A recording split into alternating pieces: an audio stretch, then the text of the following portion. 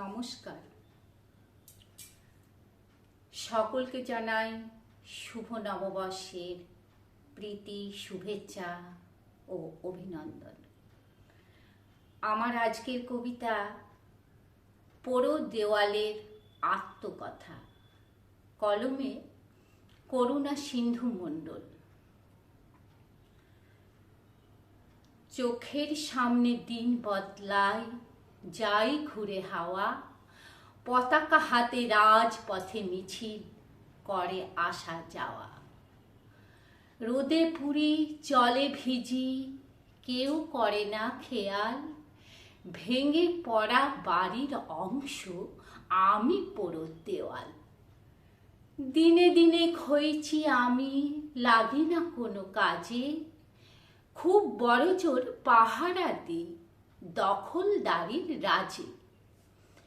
মাঝে মাঝে ওঠে হাওয়া, মাঝে মাঝে ওঠে হাওয়া, রংটা লাগে গায়ে। ডান দিকে একটা রং আর একটা রং পায়, মাঝখানেতে কত রং, যেন রঙিন কাপড়। নানান রঙে রঞ্জিত হই, মশলা দেওয়া পাপড়। ছবির সঙ্গে কত লেখা, নানান হিজিবিজি, প্রতিশ্রুতি ছড়াছড়ি, আমি কি অত বুঝি? এসব নিয়েও হয় না ক্ষেত, এসব নিয়েও হয় না ক্ষেত, বরং লাগে ভালো। আমার পরাণে কাঁদলো যেদিন ভোলার প্রাণটা গেল।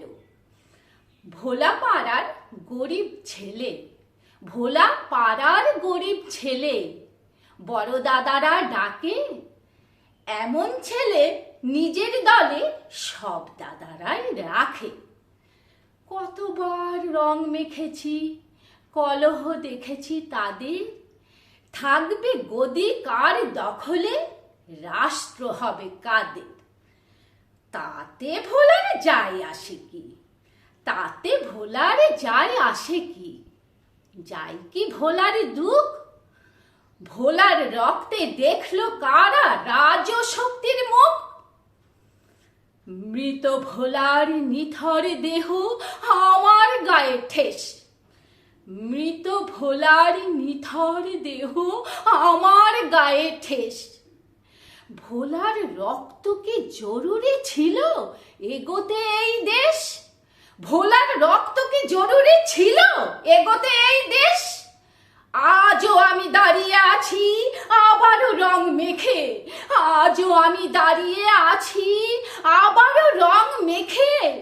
শুনবো বুঝি ফের হাহাকার, কাঁদবে কোন মায়ে? শুনবো বুঝি ফের হাহাকার, কাঁদবে কোন মায়ে? নমস্কার।